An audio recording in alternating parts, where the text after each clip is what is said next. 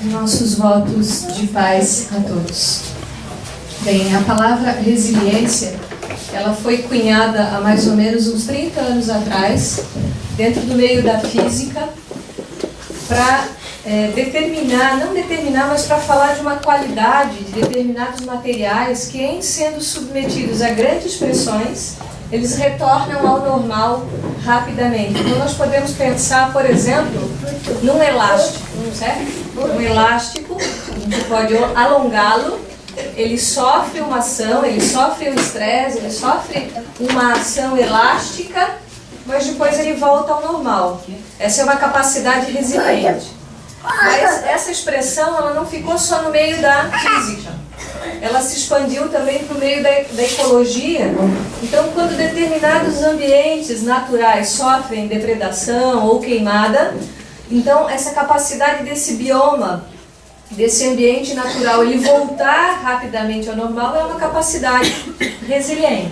E a psicologia também acabou usando essa expressão para falar daquelas pessoas que sofrem pressões, que passam por estresse, que passam por dificuldades, que passam por provações e desafios, mas que conseguem voltar a sua vida ao normal e muitas vezes bem melhores e mais otimistas. Então a psicologia também fala que existem pessoas mais resilientes e menos resilientes.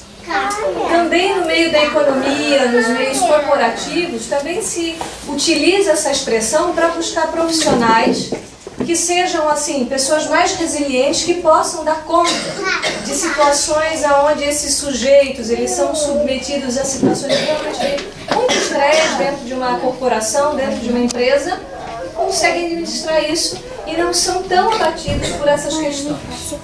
Mas aqui nós não vamos fazer uma abordagem psicológica tão apenas, nós não vamos falar de um ambiente natural que se recupera, tampouco nós vamos falar de um elemento material resiliente, nós vamos falar de resiliência moral, que é a temática relacionada à nossa visão dentro do Espiritismo. E como o Mestre Jesus já nos ensinou que através dos bons exemplos a gente tem uma noção mais certeira na vida de algumas questões, nós vamos buscar dentro do Evangelho aquela personalidade que para nós é um grande exemplo de resiliência moral. E nós recorremos a vários livros e nós fomos encontrar uma citação nós encontramos em várias obras de Chico Xavier menção a esse personagem. Então Chico psicografa Emmanuel no livro Caminho, Verdade e Vida, no item 92, onde vai falar assim: dentre os vultos da Boa Nova, ninguém fez tanta violência a si mesmo para seguir o Salvador como a inesquecível obsediada de Magdala. Nem mesmo Paulo de Tarso faria tanto mais tarde, porque a consciência do apóstolo dos gentios era apaixonada pela lei, mas não pelos vícios. Esta é uma citação nesse livro, mas no livro Pão Nosso, da mesma série, nós vamos encontrar uma outra menção, a obsidiada de Magdala, e vamos também encontrar uma menção a esse personagem no livro Estudando os Espíritos, que é uma outra obra de Emmanuel, onde ele vai falar de alguns personagens femininos que tiveram uma relação muito estreita com Cristo à época que ele esteve conosco. E é interessante essa menção, porque quando nós pensamos naqueles que conviveram com Jesus à sua época, nós podemos pensar, mas por que não foi João, que era aquele discípulo dileto do Cristo, que já era uma criatura dulcificada, serena? Ou por que não Pedro, que foi escolhido por Jesus como aquela pedra angular do seu evangelho, por isso até o seu nome, Pedro, significa pedra, fazendo uma referência à base? Ou por que não mesmo o Paulo de Tarso? Emmanuel já vai nos deixar muito claro aqui. Então ele diz que ninguém fez tanto esforço para seguir Jesus quanto Maria de Magdala. E é surpreendente essa revelação, é muito surpreendente. Nenhum dos apóstolos fez tanto esforço, não que eles não fossem pessoas resilientes. Todos com certeza foram E nós igualmente somos resilientes de formas particulares, em intensidades diferentes e em aspectos diferentes da nossa existência. Mas por que ela? É ela que geralmente nós temos uma visão um tanto deturpada dessa mulher, por conta da sua história. E vamos entender por quê. Porque Emmanuel compara Maria de Magdala a Paulo de Tarso, o antigo Saulo. E por que ele faz essa comparação? Ele compara porque para Paulo não foi tão difícil seguir Jesus. Por quê? Porque ele já era o doutor da lei, ele já tinha um intelecto, de certa forma, direcionado para uma disciplina. Ele simplesmente canalizou aquela disciplina dele de uma questão para outra. Mas quando Emmanuel se reporta a ela, ele fala diferente de uma pessoa afundada nos vícios. Porque uma pessoa afundada nos vícios há de fazer muito mais esforços do que uma pessoa que não tenha vícios na sua vida. Mas vale lembrar que todos nós, de alguma maneira, somos viciados em alguma coisa. Então, o evangelista Lucas, no capítulo 8, ele vai falar do primeiro encontro de Maria de Magdala com Jesus. Exatamente nas cercanias da região do lago de Cafarnaum, aonde naquele dia, Lucas próprio menciona, que aquela mulher, nesse primeiro contato com Cristo, Jesus, em se aproximando dela, faz um processo de desobsessão literalmente. E o evangelista fala, e dela saíram 7 daimons, ou seja, 7 espíritos obsessores. Porque essa palavra daimon não significa exatamente o diabo, como a gente entende. E pode até passar pela nossa interpretação como sendo, mas aqui nós preferimos usar a expressão daquele espírito ainda perturbado, daquele irmão que ainda sofre. E lógico, vamos pensar na figura de Magdala. O que ela fazia à sua época? Como ela exercia e vivenciava a sua vida? Qual era a sua profissão? Alguém lembra aqui qual é a profissão de Maria de Magdala? Para a gente ser mais elegante, a gente pode dizer que ela seria uma garota de programa, né? Mas uma garota de programa num alto nível. Porque essa mulher era uma mulher de rara beleza, nascida no mesmo seio que Jesus e todos os discípulos, ou seja, ela vem de um seio hebreu, nasce num seio judeu, mas por conta da sua beleza, e realmente uma mulher de raríssima beleza, chamava a atenção dos homens desde tenra idade. E naturalmente que ela trazia algumas propensões dentro da área da sexualidade de muito desequilíbrio, o que a levou facilmente a utilizar do seu pendor de beleza, do seu poder atrativo, para trilhar esse caminho de desequilíbrio dentro do campo da sua sexualidade. E os romanos, à época, se encantaram com essa mulher. Então ela era uma mulher protegida dos romanos. E de romanos influentes da época, romanos riquíssimos, que ao se servirem dos serviços dessa mulher, lhe davam grandes quantias em dinheiro. Ela era detentora de um belíssimo palácio com escravos, tecidos belíssimos cobriam a sua residência, ornada em muitas joias, tecidos finos. Enfim, a casa onde ela recebia essas pessoas que iam buscar os seus préstimos. Então essa mulher, à época, é uma mulher ímpar. Porque é importante lembrar, porque quando se lê o Evangelho, é importante lembrar do contexto. Porque senão, se a gente fica preso à letra, a gente acaba sendo muito textual e pouco contextual, ou seja, ir buscar as referências históricas. E lembramos, a época de Jesus, como que era a mulher? A mulher era uma criatura valorizada? Sim ou não? Não, ela era a última da lista. Por exemplo, um pai que tinha, ou melhor, um homem casado e que tinha filhas, primeiro vinham todos os seus bens, no final da lista a sua mulher e as suas filhas. Então vinham todas as propriedades antes. Então, a mulher, nem era dado a mulher ir ao templo fazer as orações, porque se dizia que as preces das mulheres não eram ouvidas. Então, mulher e nada, à época de Jesus, era mais ou menos a mesma coisa. Agora lembremos, uma mulher seguindo uma vida de prostituição. Essa mulher recebia flores das pessoas? Não, se uma mulher era pega em adultério, o que acontecia com ela? Apedrejada, ela não recebia flores, né? Ela era morta em praça pública. Mas como Maria de Magdala, cidadã da cidade de Magdala, era protegida desses romanos, e eles se serviam dos seus serviços, a protegiam. Mas essa mulher vivia grandes inquietações. Grandes inquietações. Algo dentro dela fez com que ela buscasse, por conta de escutar através dos seus serviçais, dos seus escravos, ela ouviu falar de Jesus. Ela ouviu falar de uma proposta de renovação, de um amor sincero, coisa que ela buscava, mesmo em vivenciando essa vida atribulada e torta. E, portanto, nesse dia, essa mulher resolve escutar essa preleção de Jesus. E nesse dia ela vive esse processo de desobsessão, de onde são retirados dela 7 espíritos obsessores.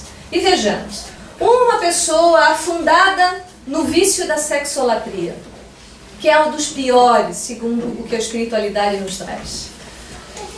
Espíritos vão se nutrir desse hospedeiro. Se ela é uma pessoa que já tem uma sexualidade desvirtuada, outros espíritos também se servem desse veículo para nutrir as suas necessidades desequilibradas. Então, a partir do momento que ela sofre esse processo de desobsessão, essa mulher já se renova. E quando ela retorna para casa e vê os seus pertences, e vê as suas joias, e vê os seus belos tecidos, e vê aqueles escravos que estão de forma tão prestiva a lhe servem, ela passa a ver aquilo tudo com um sentido um tanto vazio. Ela questiona a sua existência, questiona o caminho que tivera feito até então. E no dia seguinte, não contente, e o evangelista Lucas é o mesmo que vai fazer a narrativa, ele vai falar de um segundo momento que Maria de Magdala vai ter com Jesus. Para a gente se situar, de encontrar Jesus, todos que encontraram não foram mais os mesmos. Talvez não de pronto se modificaram, mas se modificaram ao longo do tempo. Então ela vai à cidade de Naim, que é uma situação bastante célebre, onde Lucas fala que um fariseu iria oferecer a Jesus numa noite um jantar.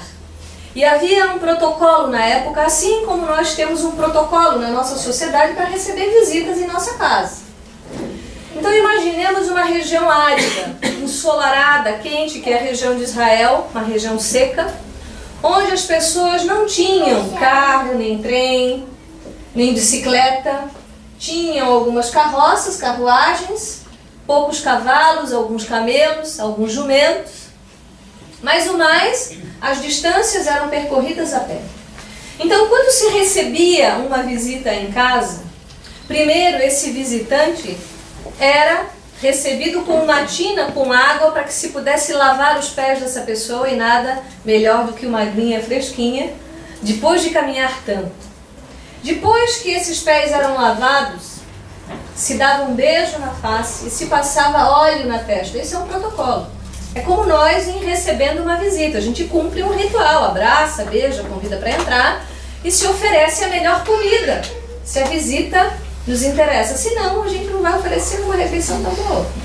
Mas há uma situação na época incomum à nossa, que é a seguinte. Quando se recebia um visitante numa casa, a vizinhança, já sabendo do acontecimento, se colocava ao redor e muitas vezes no interior da casa para saber quem era o visitante e o que iria ser servido, qual seria o menu, o cardápio. E Jesus então é recebido por esse fariseu que na verdade quer pegá-lo em contradição. E Jesus entra e esse homem não cumpre nenhuma dessas etapas desse protocolo. Ele senta-se ao chão sobre os seus pés e lá no meio quem está? Quem chega até Jesus? Ela, Maria de Magdala. Ela se coloca por trás de Jesus e chora copiosamente sobre os pés do Cristo. Chora tanto ao ponto de lavar os pés de Jesus com as suas lágrimas. Toma dos seus longos cabelos e seca os pés do Cristo. Não contente, beija-lhe os pés. Extremamente comovida, chorosa, emocionada e mais, leva o óleo mais caro que ela tinha e unge os pés do Cristo. E o fariseu dirige a palavra a Jesus dizendo assim: tu não se diz o Messias? E tu, como Messias, como não sabes que essa mulher é uma mulher de má vida? Como eram tratadas as mulheres na época de Jesus? Como eram tratadas as mulheres de, entre aspas, má vida na época do Cristo? E Jesus então dirige a palavra ao fariseu e fala assim: homem, vou te contar uma história. Havia um senhor, e a esse senhor 2 homens deviam. Um devia 5 denários e o outro devia 50. Mas esse senhor perdoa a dívida. Qual dos 2 fica mais grato? A Kika me deve 5.000 reais e a Tânia me deve 5 reais. Eu digo para elas: tudo bem, vamos esquecer essa dívida. Quem é que vai ficar mais agradecido? Quem deve mais ou menos? Quem deve mais. E Jesus então, e o homem fala, lógico que aquele que deve mais. E Jesus fala assim: aquele que mais ama é aquele que é mais perdoado. Aquele que ama pouco recebe um perdão em quantidade menor. E ele olha para a mulher, e o fariseu, lógico que entendeu o que Jesus quis dizer. Esta mulher, Jesus diz: eu chegando em sua casa, você nada fez a mim. Essa mulher chorou em meus pés, secou os meus pés com seus cabelos, beijou os meus pés, ungiu os meus pés. Aquele que muito ama será perdoado, e aquele que ama pouco será perdoado também de forma menor. E ele olha para a mulher e diz: mulher, vai, teus pecados foram perdoados, vai em paz. Aquele foi um outro dia decisivo na vida dessa mulher, e nós temos aí 2 encontros.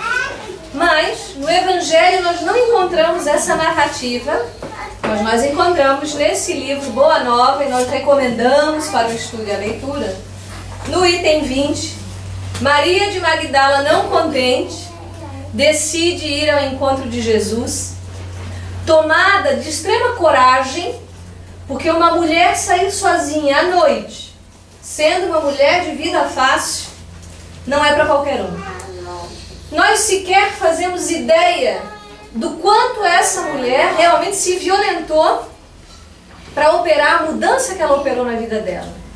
Então, o encontro seria na cidade de Cafarnaum, na casa de Simão Pedro. Jesus estaria lá. E ela se imbui de toda força e vai até lá, adentra a casa de Simão Pedro, e Humberto de Campos fala isso, adentra nos umbrais, porque a iluminação era por velas, portanto um lugar escuro, mas também essa citação do umbral diz respeito à escuridão que ainda nos envolve. E quando Pedro olha para ela, ele recebe ela com abraços e beijos? Não. Simão Pedro olha para aquela mulher e os pensamentos que lhe passam à cabeça são os mesmos de qualquer homem da época. O que essa mulher está fazendo aqui? Essa mulher de má vida, essa mulher que renegou as raízes judaicas. Ele pensa. E ela sente isso naquele olhar recriminativo de Pedro, mas ela adentra a casa, senta-se aos pés de Jesus e fala assim para ele: Senhor, ouvi a vossa palavra consoladora e venho ao vosso encontro.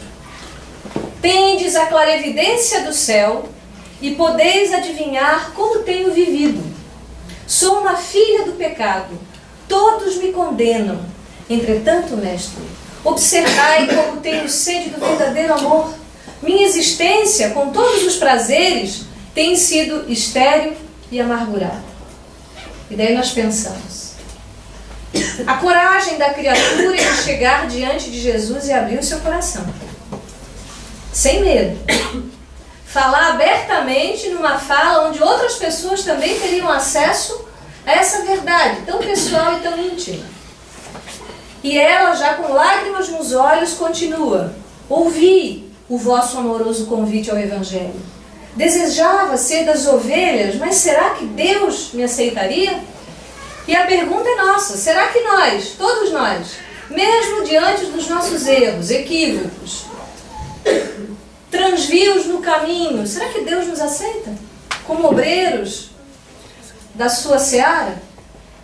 E Jesus então fala a ela: Maria, levanta os olhos para o céu e regozija-te no caminho, porque escutaste a boa nova do reino e Deus te abençoa as alegrias. Acaso poderias pensar que alguém no mundo estivesse condenado ao pecado eterno?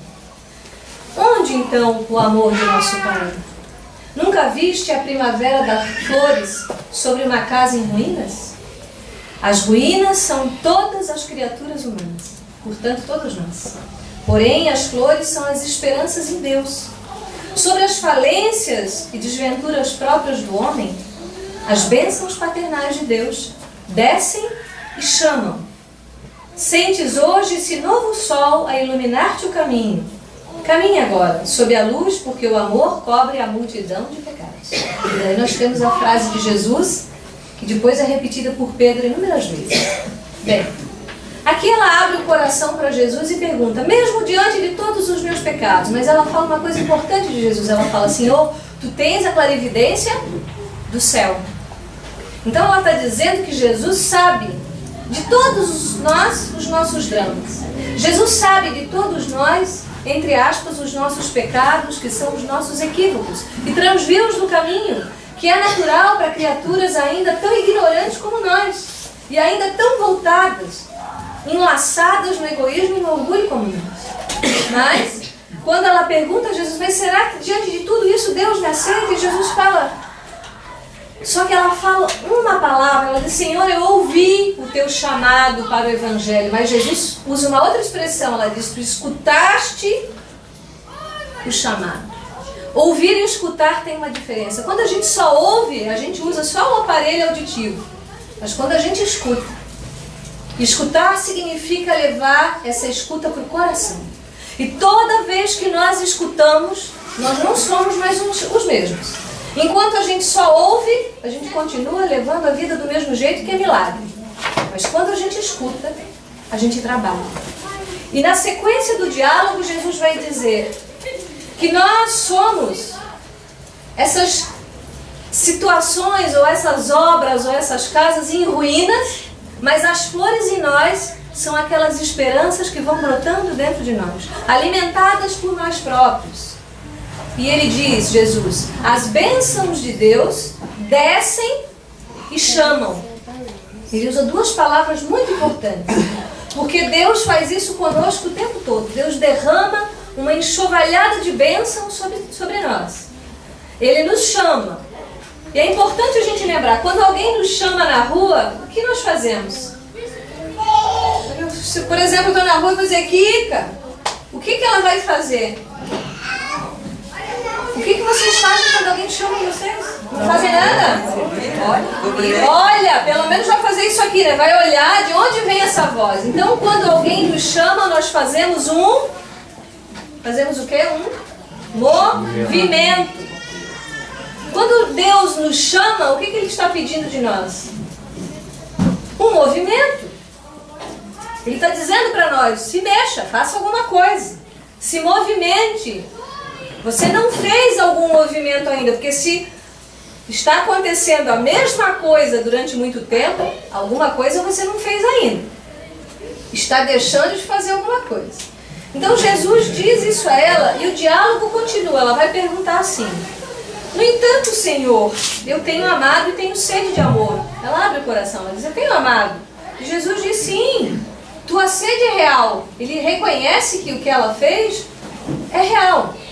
Só que ele vai explicar sobre o amor para Maria de Magdala. Ele vai falar que esse amor que ele oferece não é um amor que está vinculado à expectativa. É um amor que se doa, mas que não espera a troca. Que é algo que nós não sabemos fazer muito bem. Porque toda vez que nós damos algo ao outro, a gente espera que o outro nos retribua.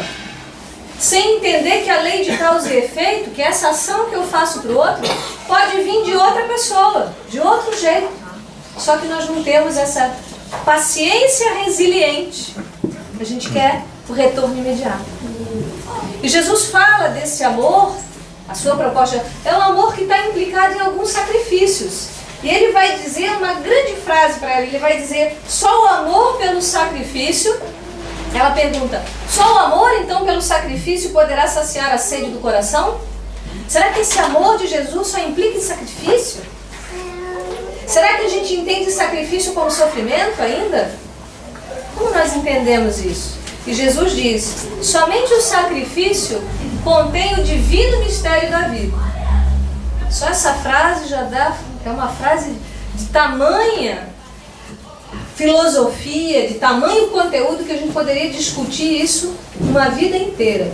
Somente o sacrifício contém o divino mistério da vida de Jesus. Por exemplo, quem gosta de tomar um cafezinho com açúcar aqui? Vocês gostam? Então imagina o médico dizer para você: a partir de amanhã você tira o açúcar do seu café. Isso é um sacrifício. Um sacrifício. Tudo bem. Eu vou estranhar ficar sem o meu açúcar no cafezinho preto. Mas isso vai ter um benefício. Consegue perceber? Que toda vez que eu me imputo na minha vida uma disciplina, eu faço um sacrifício, mas eu tenho um benefício. Só que às vezes a nossa lógica não funciona desse jeito. Então Jesus ensina a Maria de Magdala isso. Ele revela para ela. Assim como nós nessa conversa estamos desvelando essas verdades. E o diálogo segue e ele fala para ela: somente o sacrifício então contém o divino mistério da vida. Viver bem é saber imolar-se. Então Jesus diz: quando a gente vive bem, a gente vai aprendendo a abrir mão de algumas coisas para ficar melhor ainda. Mas às vezes a gente não abre mão da maledicência, que é uma coisa horrível nas nossas vidas. E nos lembra Chico Xavier, que tinha uma frase enorme na casa dele dizendo: aqui ninguém fala mal da vida alheia. Então qualquer pessoa que chegava lá já se constrangia. Eu vou falar de alguém se o cartaz está ali em letras gigantes. Isso é uma disciplina. Muitas vezes isso é um sacrifício para algumas pessoas. Não falar mal dos outros. Começar a se dar essa disciplina. Hoje eu não vou falar mal de ninguém. Ou quem sabe nas primeiras horas da manhã. A gente começa com doses pequenas e vai ampliando isso. E daqui a pouco isso já é um hábito saudável de controlar a língua. Viver bem é saber imolar-se. Então ele diz: acreditas que o mundo pudesse manter o equilíbrio próprio tão só com os caprichos? Porque às vezes nós queremos só ceder os nossos desejos. Só ceder. Quero tudo para mim e nada para o outro. Eu tenho que estar bem, eu tenho que estar feliz, mas será que eu faço o outro feliz? Será que eu sou um bem na vida do outro? Porque quando uma criatura está imersa nos vícios, ela está obnubilada, ela não tem muita consciência. Mas na medida em que ela se purifica, ela vai tendo percepções mais refinadas. De si e do outro. De si consigo. E também de si em relação ao outro. As relações.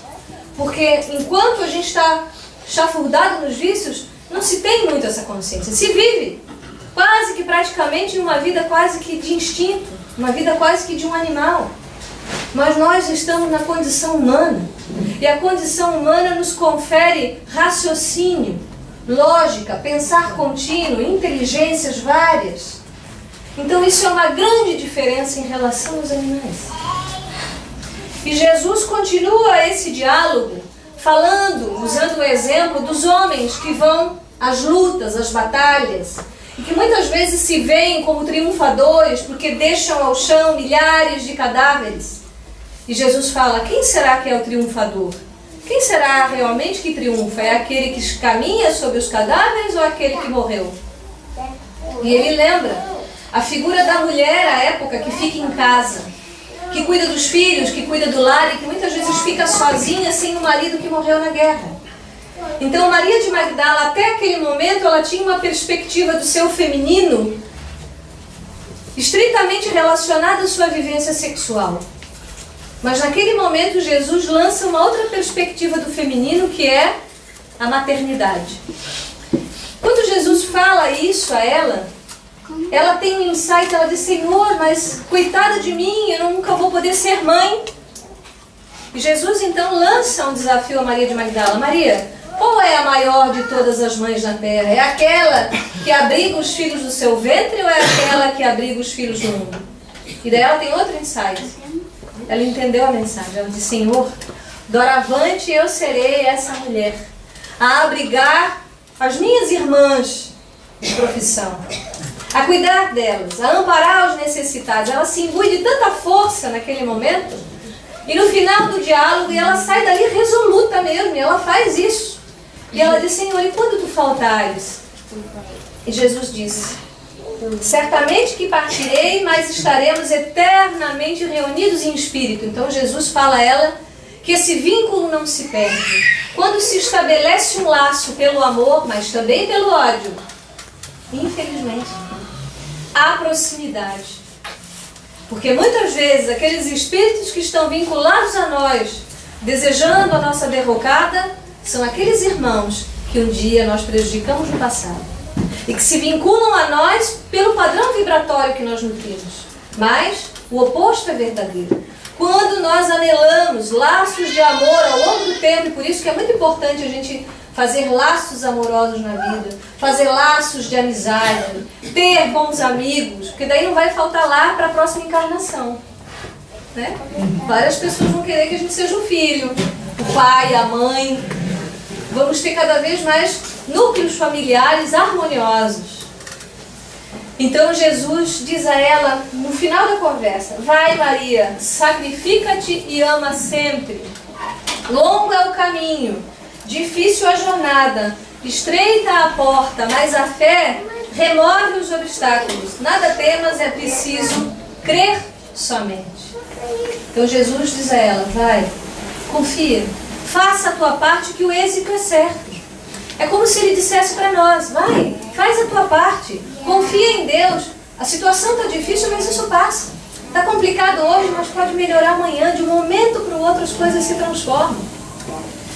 E dali sai essa mulher e ela faz isso. Ela vende as suas coisas e ela vai viver de trabalhos muito módicos. Ela lava roupas, ela cuida de casas, ela vende verduras. Ela faz aqueles préstimos comuns da época.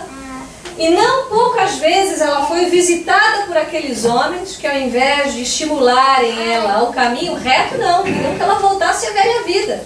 E é assim que acontece conosco. Quando nós mudamos, muitas vezes vem aquelas pessoas querendo: mas você deixou de beber, deixou de fumar, você não frequenta mais tal lugar. Para ver que quando nós fazemos uma escolha, a porta fica estreita. E Jesus fala isso para ela. Que esse caminho de sacrifício é um caminho onde a porta se estreita. Mas o que a gente ganha quando passa essa porta é de uma infinitude que nós não temos ideia. Enquanto que nós transitamos pelo caminho largo, despreocupadamente, só gozando os prazeres da vida, sem se preocupar, no final, o caminho se torna muito estreito. E Maria vai ter um outro momento muito importante com Jesus. Ela o segue a partir daí e ela sofre todo tipo de punição que a gente possa imaginar. E eu repito, eu não consigo realmente imaginar o que essa mulher passou na vida dela. Não é possível. Então ela abandona a sua vida, se torna uma pessoa de vida simples, doa as suas coisas, divide as suas riquezas e se torna uma mulher muito pobre, seguindo Jesus. Acompanha o processo da crucificação. Vê o seu amado mestre partindo, ao lado de Maria, de Joana de Cusa, de João. E alguns dias passados da morte do Cristo, ela vai ao Jardim das Oliveiras.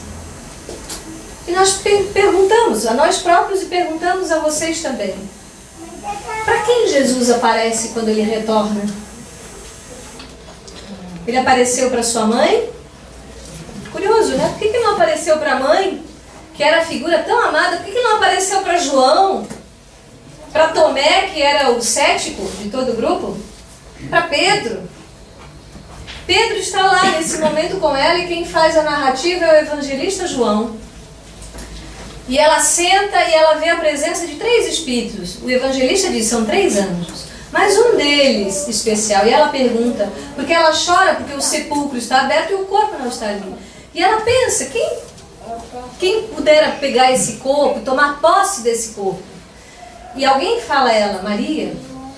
E ela pensa que é aquele jardineiro, né? O coveiro, aquele que cuida das imediações. E quando esse homem dirige a palavra a ela novamente, Maria, ela reconhece que é Jesus. E ela diz: Rabone, que é uma forma de falar meu querido mestre, meu queridinho, uma forma afetuosa de falar na língua hebraica. E quando ela vê Jesus, ela chora. E quando ela vai tocar, ela diz, não me toque, porque eu ainda não subi ao Pai, mas vá lá e fale aos outros que a breve tempo estarei com todos. Imagina que Jesus é um estrategista, né? Ele falou isso para uma mulher, e logo para Maria de Magdala, melhor que Facebook. Ela saiu correndo, só que ninguém curtiu. Ela falou para os discípulos e eles acataram. Eles acharam que ela realmente viu Jesus? O que eles pensaram? Essa mulher de uma vida, essa Maria... Ninguém acreditou. Imagine, eu penso, se Jesus tivesse falado para Pedro, eu acho que a gente nem conheceria a doutrina. Mas ele falou para a pessoa certa. Mas vamos analisar o contexto. O que Jesus quer nos ensinar quando ele escolhe aparecer para ela? Por quê? Vamos pensar um pouquinho. Qual é a lição que ele nos dá? Por que ele não apareceu para Pedro, para João, para sua mãe? Qual é a lição? Liberar os doentes. Recuperar os doentes. Sim. Também vai encaixar na conclusão. Essa mulher fez o que com ela mesma? Ela fez muitos. Foi a mulher que mais se esforçou. Não a mulher, foi a criatura. Foi dos vultos da Boa Nova a pessoa que mais se esforçou. Quando Jesus aparece para ela, o que ele está dizendo? Valeram todos os teus esforços. Porque você é a pessoa que mais merece. Gente, Jesus apareceu para ela. Nós não estamos falando de uma situação casual. O Cristo aparece para alguém. Então Jesus diz que quanto mais nós conseguimos disciplinar a nossa existência, mais nós teremos méritos. Porque às vezes nós queremos cura, receber mensagem do Filho que desencarnou, receber a cura da doença, mas a gente não faz sacrifício nenhum. Mas quer que a coisa caia do céu? Isso é impossível. Kardec diz no livro Gênesis que a vida é matemática. Mas às vezes a gente quer que seja a nossa matemática. Do nosso jeitinho. E isso não existe. Então Jesus diz, você merece. Leva e fala. E depois, quando Jesus está com os discípulos, lógico que todo mundo engole a língua, né?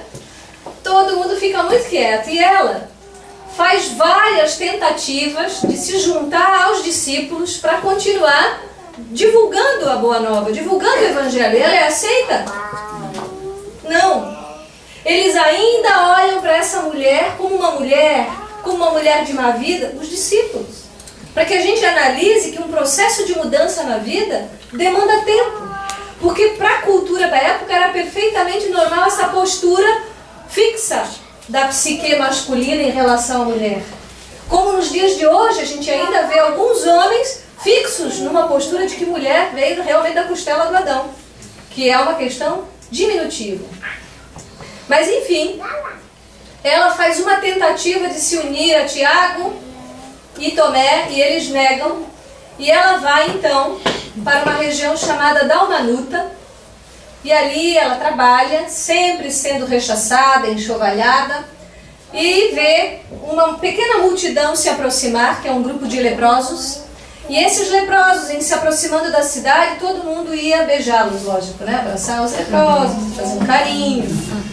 Todo mundo saía correndo. Fechavam-se as portas, porque todo mundo tinha muito medo da lepra, e se jogava os pães secos, as frutas secas, botava um ou outro cântaro de água ali fora, e os leprosos passavam e eles estavam buscando Jesus. Porque eles ouviram falar de Jesus e estavam buscando a cura. E ela vê aquelas pessoas, jovens, mulheres, adultos, e vem os soldados e vão enxovalhando, enxotando aquele grupo para irem embora da cidade, e eles param embaixo de uma árvore, próxima à cidade, e ela decide ir até lá. E pergunta do interesse deles. E eles falam, nós viemos buscar o Messias, porque ele curou a vários leprosos, ele curou a vários doentes. E ela começa então ali aquela primeira preleção oficial. Ela fala a esse grupo, ela fala de Jesus. Ela fala desse amor em relação ao sacrifício. Esse amor sacrificial. Ela fala das esperanças no reino de Deus. Ela fala que a dor tem um sentido na vida, mas que o Pai nunca nos desampara. Que nós somos sempre acolhidos nesse amor e na benevolência divina. E ali ela fica e fala horas. E os soldados enxovalham eles de uma vez e eles vão embora agradecidos. E ela pensa naquela orientação de Jesus. Maria, qual é a maior mãe na terra? É aquela que traz os filhos abrigados no seu ventre? Ou é aquela que abriga os filhos do mundo? Ela não tem dúvida. Esses são os meus filhos. Eu serei mãe desses filhos. E ela segue com eles ao Vale dos Leprosos em Jerusalém, que é uma longa caminhada. E ela passa alguns anos da sua vida ensinando a esses irmãos o Evangelho, a Boa Nova, e todas as lições do Cristo, todas aquelas os quais a transformaram. E num determinado momento ela vê uma mancha violácea na sua pele, indicando também que ela se colocara ali na condição também de uma pessoa portadora da hanseníase. E ela é tomada de um desejo. Ela pensa, eu quero, antes de desencarnar, eu quero estar com Maria de Nazaré, com João, com alguns queridos amigos em Éfeso. E ela faz essa comunicação aos seus queridos desse vale e todos ficam muito preocupados. Mas juntam as suas parcas moedas, veja que cena linda. Se juntam aos pés dela, porque ela é como se fosse a mãe daquela comunidade. Choram muito, trocam abraços, trocam afetos, dão a elas moedas, alguns víveres. E essa mulher empreende uma caminhada. Uma mulher ex-prostituta e leprosa. O que sofreu essa mulher nessa jornada? Nós não fazemos ideia. Se ela já sofrera antes, sofrera muito mais agora. E quando ela, diante de todas as dificuldades que enfrentara nessa jornada, ela se vê diante das portas de Éfeso e vê o casario onde morava Maria, ela cai. Ela não tem mais forças. E no momento em que ela cai, que ela vai ao chão, nós vamos encontrar no final da narrativa esse episódio. Uma noite, então ela é recolhida, Maria de Magdala, por alguns amigos cristãos que a levam para uma casa humilde. E ela pôde rever as suas amizades, mas já no final da sua vida física, Humberto de Campos fala: uma noite atingiram o auge as profundas dores que sentia. Sua alma estava iluminada por brandas reminiscências. E não obstante seus olhos se acharem selados pelas pálpebras entumecidas, via com os olhos da imaginação o lago querido, os companheiros de fé, o mestre bem amado. Seu espírito parecia transpor as fronteiras da eternidade radiosa. De minuto a minuto ouvia-se-lhe um gemido surdo, enquanto os irmãos de crença lhe rodeavam o leito de dor, com as preces sinceras de seus corações amigos e desvelados. Em dado instante observou-se que seu peito não mais arfava. Maria, no entanto, experimentava consoladora sensação de alívio. Sentia-se sob as árvores de Cafarnaum e esperava o Messias. As aves cantavam nos ramos próximos e as ondas sussurrantes vinham beijar-lhe os pés. Foi quando viu Jesus aproximar-se, mais belo do que nunca. Seu olhar tinha o reflexo do céu e o seu semblante trazia um júbilo indefinível. O mestre estendeu-lhe as mãos e se posternou, exclamando como antigamente. Ela se posternou, exclamando como antigamente: Senhor, diz Maria de Magdala. Jesus recolheu-a brandamente nos braços e murmurou: Maria, já passaste a porta estreita. Amaste muito, vem, eu te espero aqui. Quem é recebido ao desencarnar por Jesus? Quantos nós sabemos? Então essa mulher é a maior referência. Então quando nós falamos de resiliência moral, significa muitas coisas. Mas primeiro, quem realmente escuta Jesus não é mais o mesmo. Quem é resiliente e moral é aquele que passa pela forja da vida, pelos embates, pelos desafios, mas não é mais o mesmo. Tornou-se melhor, tornou-se brando, tornou-se paciente, tornou-se mais corajoso, tem o seu coração anelado em uma fé praticamente inabalável. Quando minha mãe, dessa encarnação, antes de desencarnar, eu falei para ela: vamos fazer um pacto. Eu vou me empenhar, melhorar mais, para que a senhora me espere quando eu desencarnar. É importante que a gente tenha essa consciência. Quem vem nos esperar quando nós faremos a nossa passagem? Será que nós estamos realmente construindo uma vida de resiliência para que os nossos amores que já partiram venham e digam para nós: "Oh, que bom, você amou, vem, fica aqui." Ou o nosso anjo de guarda, o nosso avô, o nosso primo querido, um amigo. Quem não deseja isso? Então falar dessa resiliência não é falar de um elástico, nem de um psiquismo tão somente, mas é falar de corações que se transformam, de corações que desabrocham para um amor tranquilo e que liberta. Não um amor que é possessivo, não um amor que segura o outro, não.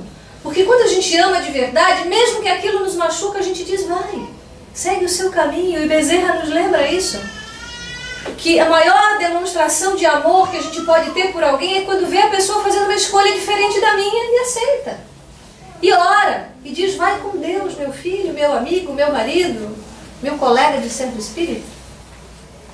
Então falar dessa resiliência é falar de algo que nos cala profundo na alma, que nos emociona. Porque fala do drama que nós vivemos, das nossas dificuldades, porque a história dela é a minha e é a história de cada um de vocês. Não é uma história diferente. Mas o bom é que o final é sempre o mesmo. No final de toda essa história, nós vamos nos ver pessoas mais iluminadas, pessoas realmente que entendem o que é o sacrifício para ter um benefício, pessoas que vão viver o amor nessa acepção mais sublime. E quanto mais você ama, mais você tem vontade de amar. Então que Deus nos abençoe a todos. Que nós possamos olhar para essa figura tão sublime que é Maria de Magdala, realmente como o maior de todos os vultos, sem negar nenhum outro. Todos foram resilientes, mas ela deu um salto quântico na sua existência em direção a Deus, porque se empenhou muito. Muito obrigada. A técnica de meditação fica para outro dia.